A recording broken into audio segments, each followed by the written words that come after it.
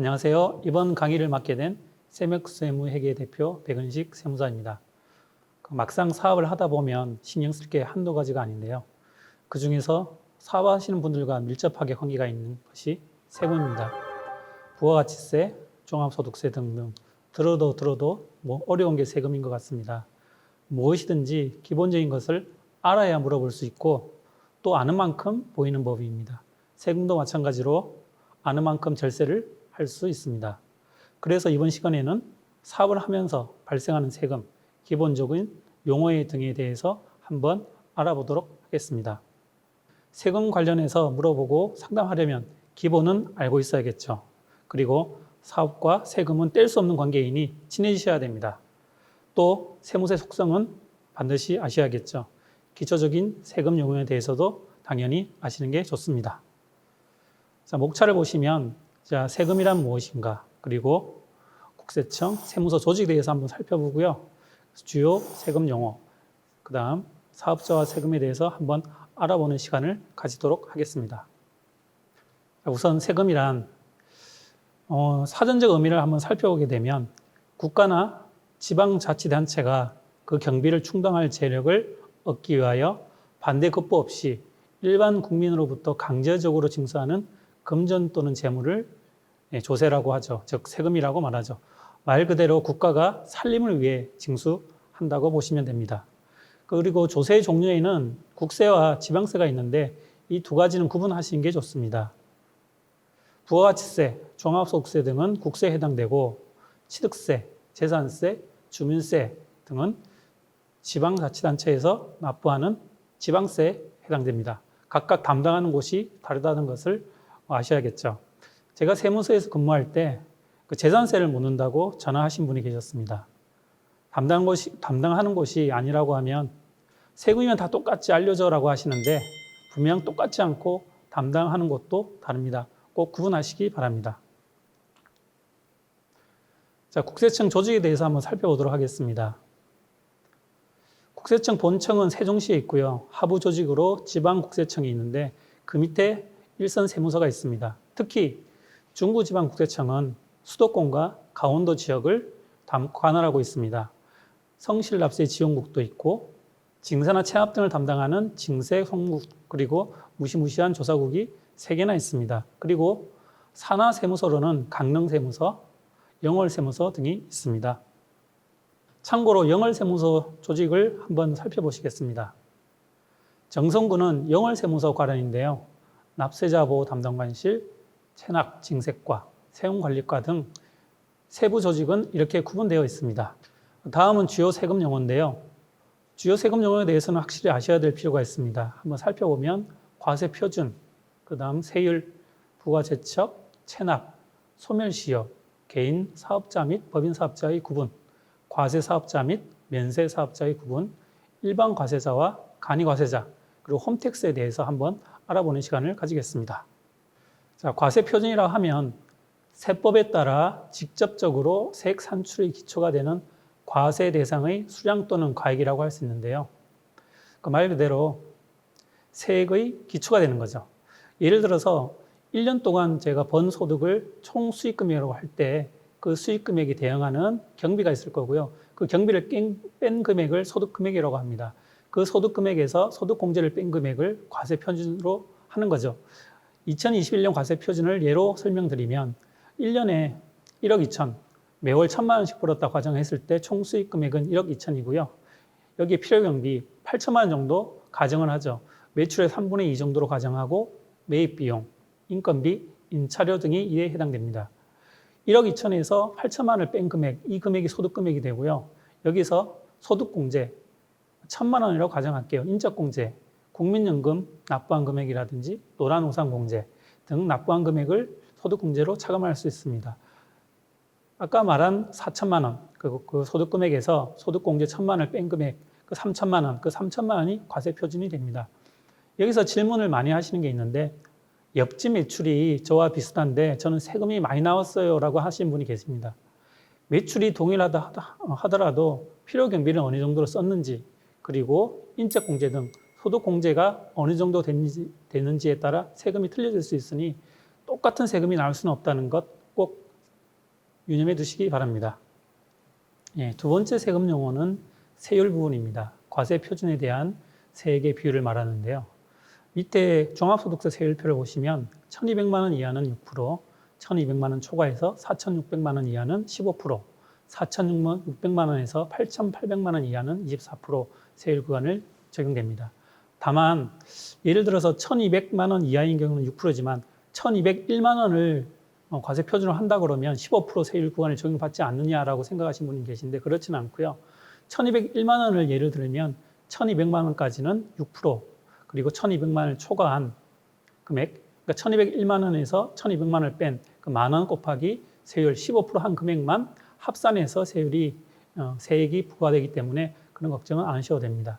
예를 들어서 좀 전에 말한 그 과세 표준이 3,000만 원인 경우에 세율은 15% 구간에 해당되는데요. 이렇게 구분해서 계산하기가 힘드니 옆에 보시면 누진공제라고 있습니다. 그 누진공제를 적용해서 계산하게 되는데요. 3,000만 원 같은 경우에는 1,200만 원 초과, 4,600만 원 이하의 세율 구간에 포함되기 때문에 그 3,000만 원에서 15%를 곱한 금액에서 누진공제 108만 원을 뺀 금액, 즉 342만 원이죠. 그 금액이 세금이 되는 거죠. 이거를 1,200만 원까지는 6%, 그리고 3,000만 원에서 1,200만 원을 뺀 1,800만 원에서 15% 곱한 금액을 합산한 금액과 동일하게 계산됩니다.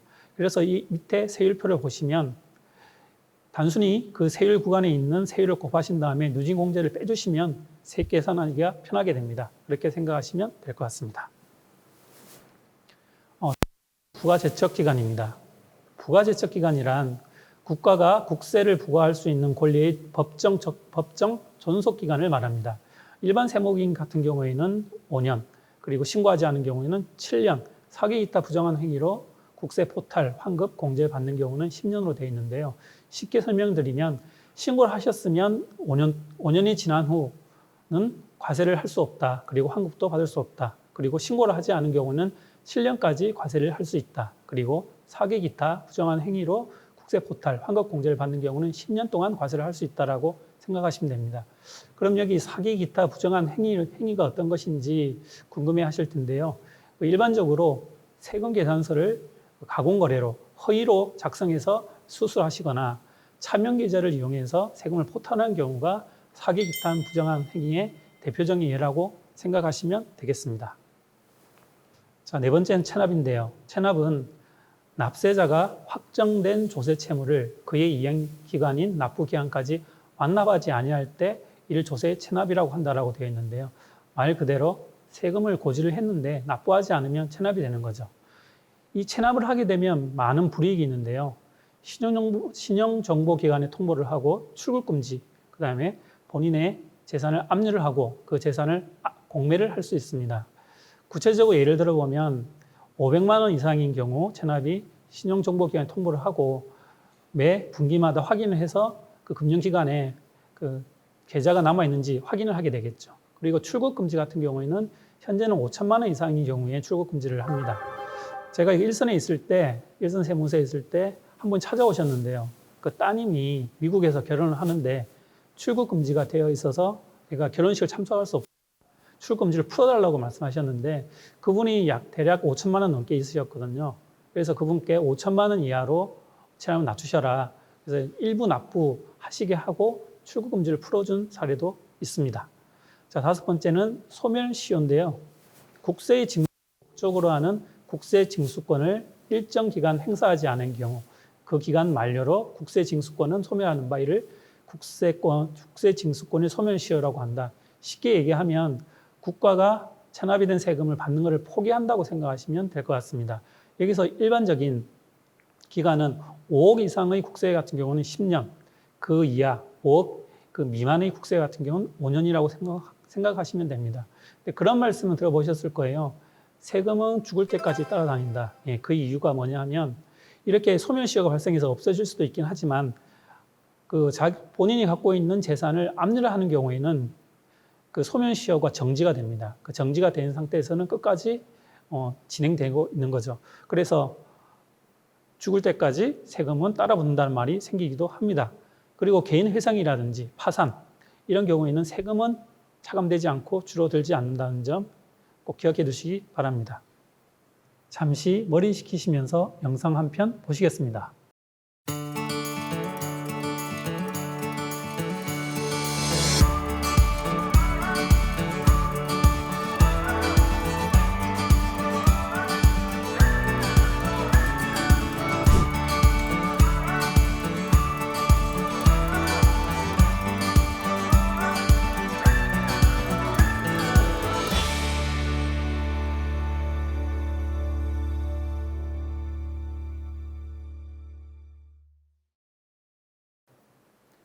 개인 사업자는 회사를 설립하는데 상법상 별도의 절차가 필요하지 않아 그 설립 절차가 간편하고 휴폐업이 비교적 간단하며 부가가치세와 소득세, 납세 의무가 있는 사업자를 말합니다.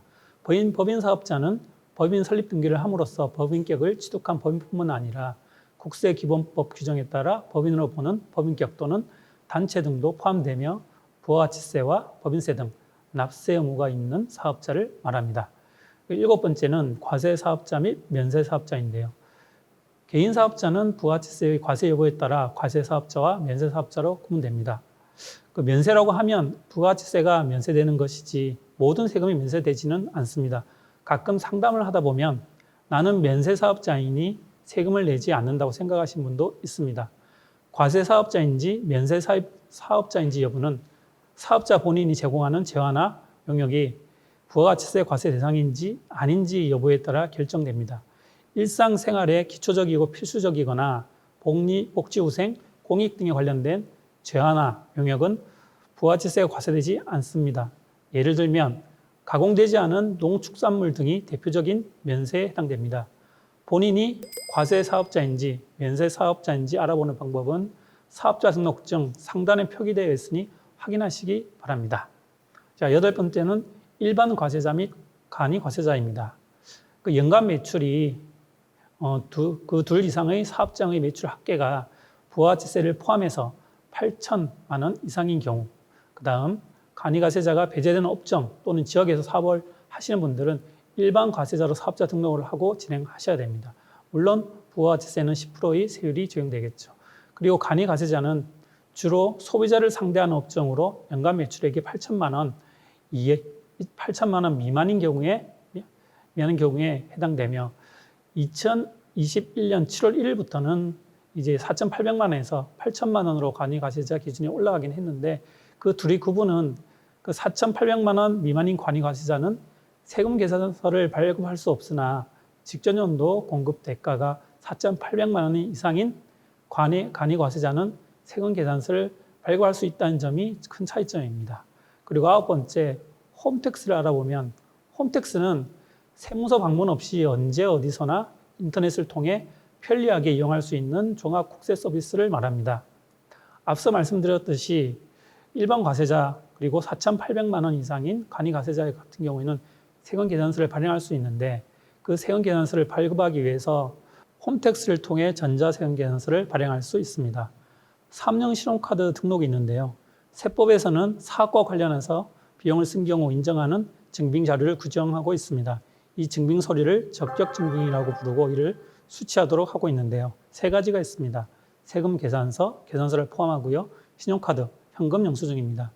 개인 사업을 하다 보면 개인적으로 쓰는 비용과 사업과 관련해서 쓰는 비용이 섞여서 세금 신고할 때 헷갈릴 수밖에 없는데요. 그래서 본인이 가지고 있는 신용카드를 사업용으로 쓰겠다고 홈택스에 등록하시고 그 신용카드를 사업용으로 쓰시면 구분하기가 쉽겠죠. 그리고 현금으로 사업과 관련해서 물건을 구입하시거나 지출증빙용으로 현금 영수증을 발급해 달라고 꼭 말씀하시고 사업자 번호를 알려주시기 바랍니다. 그렇게 하려면 본인의 사업자 번호 정도는 외우고 다니셔야겠죠. 사업용 계좌 등록이 있는데요. 일정 규모 이상이 되면 반드시 사업용 계좌를 등록해야 합니다. 자신이 가지고 있는 계좌 중에서 사업용으로 쓰는 계좌를 정해서 등록하시면 됩니다. 이 계좌로 매출 매입, 인건비 지급 등을 반드시 하셔야 합니다. 사업용 신용카드나 사업용 계좌를 등록하기 위해서 새로 만드실 필요는 없습니다. 가지고 계신 신용카드 및 계좌를 홈택스에 등록하시면 그게 사업용이 됩니다. 4번째는 사업자 세금인데요. 우선 부가가치세에 대해서 알아보겠습니다. 부가가치세란 상품의 거래나 서비스의 제공 과정에서 얻어지는 부가가치에 대해서 과세하는 세금이다라고 되어 있는데요. 말 그대로 본인이 매입하는 경우 그 금액의 10%가 부가가치세로 붙게 되어 있는 것이죠. 그러면 그 부가가치세에 대해서는 신고 납부는 어떤 식으로 하는지 알아보면 일반 사업자 같은 경우에는 1월 1일부터 6월 30일 사이의 그 기간에 대해서는 다음 달 7월 25일까지 부가세 신고를 하시고요. 7월 1일부터 12월 31일 사이에 있는 그 기간에 대한 매출 매입에 대해서는 다음 연도 1월 25일까지 신고를 하시게 됩니다. 그리고 4월달과 10월달에 그 예정 고지가 나올 수 있고 그 예정 고지는 그 고지된 금액은 확정신고, 7월달, 1월달 확정신고 시에 납부세액에서 차감하게 됩니다. 그리고 간이가세자인 경우에는 1년에 한 번 신고를 하는데요. 1월 1일부터 11월 31일 사이에 있었던 거래에 대해서 다음 연도 1월 25일 신고를 하게 됩니다. 두 번째는 종합소득세입니다. 종합소득세는 말 그대로 개인이 갖고 있는 종합된 소득에 대해서 신고를 하는 것인데요. 이자소득, 배당소득, 사업소득, 근로소득 등 여러 소득에 대해서 합산해서 신고를 하는 것을 종합소득세라고 합니다. 1월 1일부터 12월 31일 사이에 있었던 그 소득에 대해서 다음 연도 5월 1일부터 5월 31일 사이에 종합소득세를 신고하는 것이죠. 사업을 하시는 분들에 대해서는 그 소득세는 사업자 스스로 본인의 소득을 계산해서 신고, 납부하는 세금이므로 모든 사업자는 장부를 비치 기장해야 합니다. 대부분의 사업자분들은 세무사 사무실에 기장을 맡기고 장부를 작성하고 있겠죠. 원칙적으로는 장부를 전부 기장하시고 그리고 비치하시는 것이 원칙입니다. 다만 예외적인 경우에 추계로 신고를 할 수 있는데요. 그 추계라고 하면 쉽게 생각하시면 추정해서 계산하신다고 생각하시면 됩니다. 그런 경우에는 단순경비율, 기준경비율로 신고를 할 수 있습니다. 그리고 장부로 신고를 하는 경우에는 간편장부 대상자와 복식부기 의무 대상자가 있는데 예를 들어 수익금액 기준으로 직전 연도 도소매업 같은 경우에는 3억 원 미만, 제조업, 숙박, 음식점업 같은 경우는 1억 5천만 원 미만, 서비스업의 경우에는 7,500만 원 미만인 경우에는 간편장부, 말 그대로 간편하게 신고를 할 수 있는 거고요. 그 이외에는 복식부기로 말 그대로 복잡하게 그리고 그 기초가 되는 재무제표를 포함해서 신고서와 제출을 해야 되는 것입니다. 추계로 소득금액을 계산하는 방법에는 기준경비율과 단순경비율이 있는데요. 그 기준경비율과 단순경비율의 그 차이를 보시면 그 직전 과세기간 수익금액 기준으로 구분하게 되어 있는데요. 도매, 소매업을 하신 경우는 6천만 원, 그리고 제조업, 숙박, 음식점업을 영위하시는 경우에는 3,600만 원, 그 다음 부동산 임대업, 서비스업을 영위하는 경우에는 2,400만 원, 그보다 소득이 작은 경우에는 단순경비율로 추계 신고를 할 수 있고 그 이상인 경우에는 기준경비율로 신고를 하셔야 됩니다. 그런 경우 추계 소득 금액 계산 방법을 보시면 기준경비율에 의해서 계산하는 방법은 수익금액에서 주요경비를 뺀 다음 그 수익금액에서 기준경비율 추가적으로 공제를 해주신다고 생각하시면 됩니다. 그런 식으로 계산을 하게 되고 단순경비율에 의한 소득금액은 수익금액에서 단순경비율을 곱한 그 금액만큼을 비용으로 차감해서 계산하신다고 생각하시면 됩니다. 여기서 주요 경비를 하면 매입비용, 임차료, 인건비 이런 세 가지가 주요 경비라고 생각하시면 됩니다. 세 번째, 원천징수 납부 및 지급명세서 제출이 있는데요. 사업장에서 고용하고 발생하는 인건비에 대하여 원천세 신고를 하고 정해진 기간에 맞춰 지급명세서를 제출합니다. 그럼 그 원천징수는 누가 어떤 경우에 해야 되는지를 보시면 원천징수는 원천징수 대상이 되는 소득이나 수익금액을 지급할 때 이를 지급하는 자, 원천징수 의무자가 되겠죠. 그 원천징수 의무자가 원천징수를 해서 납부를 해야 합니다. 그리고 그 원천징수 대상이 되는 소득을 보시면 봉급, 상여금 등의 근로소득이 있을 수 있고 그리고 인적영역소득, 사업소득이라고 말하는 그 인적영역소득에 대해서 원천징수를 해야 됩니다. 사업을 하시는 분들은 크게 두 가지로 발생하는데요. 근로소득과 사업소득을 원천징수를 많이 하는데요. 근로소득은 이제 꼭 4대 보험에 가입하시고 신고를 하셔야겠죠. 하지만 사업소득에 대해서는 4대 보험은 가입은 하지 않고 원천징수만 하게 됩니다. 그러면 그 사업소득에 대한 원천징수는 어떤 것이 있는지 살펴보면 그 원천징수 대상 사업소득을 지급할 때 지급금액의 3%를 원천징수해야 된다고 되어 있는데 3.3%로 알고 계신 이유는 지방세가 10%를 붙여서 3.3% 생각하시면 됩니다. 그러면 그 원천 징수 대상이 되는 사업소득이 어떤 것이 있는지를 살펴보시면 전문 지식인 등이 고용관계 없이 독립된 자격으로 지속적으로 영역을 제공하고 받는 대가라고 생각하시면 됩니다. 그리고 이 원천 징수를 한 다음 지급 명세서를 제출하게 되어 있는데요. 그 원천세 및 지급 명세에 대해서 한번 설명을 드리면 그 원천세는 지급 금액과 원천세액을 신고하는 것이고 지급 명세서는 그 지급 받는 자의 인적 사항과 지급 금액을 같이 신고하시는 것이죠. 그래서 지급 받는 사람의 인적 사항을 포함한 지급 명세서를 제출하게 되면 국세청에서 확인하게 되고 종합소득세 신고할 때 포함해서 신고하라고 안내문이 나가는 것입니다. 그러면 그 지급 명세서의 제출 시기를 보시면 근로소득, 퇴직소득 등은 다음 연도 3월 10일까지, 그다음 이자소득, 배당소득, 기타 그 밖의 소득은 그 지급일에 속하는 연도의 다음 연도 2월 말까지 지급 명세서를 제출하셔야 됩니다. 요즘은 간이 지급 명세서가 많이 생겼는데요. 그 정해진 기간마다 한 달에 그 지급일에 속하는 달이 다음 달 말일까지 하는 경우는 있고 반기의 마지막 달이 다음 달 말일까지 간이 지급 명세서가 제출한 경우가 많이 있으니 이분도 꼭 확인하셔서 꼭 제출하셔서 가산세 없이 진행하시기 바랍니다. 자, 지금까지 세금에 대한 기초적인 안내를 해드렸습니다. 사업과 세금은 뗄래야 뗄 수 없는 관계인 만큼 친해지셔야 됩니다. 코로나로 힘든 시기입니다. 힘내시고 파이팅 하십시오. 시청해주신 대표님들 감사합니다.